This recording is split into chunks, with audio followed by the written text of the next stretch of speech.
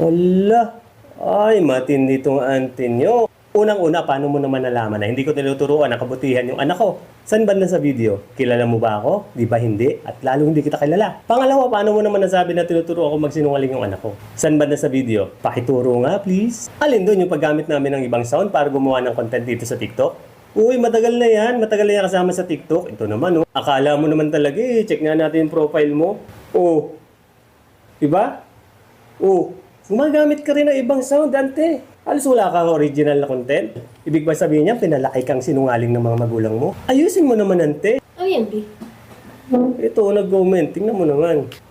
Huwag mo napansin din. Nang pansinin, pasalamat ka. Mabuti yung asal ng anak ko. Hindi ko alam gagawin kasi, kanino ba kasing auntie to? Yung mga pamangkin nito, pagsabihan nyo to ha, bistahin nyo naman ng profile ng auntie nyo para naman sumaya siya, para hindi siya nag-comment ng mga ganyan. O siya, okay na yun. Hindi ako galit ha. Siya, peace bump.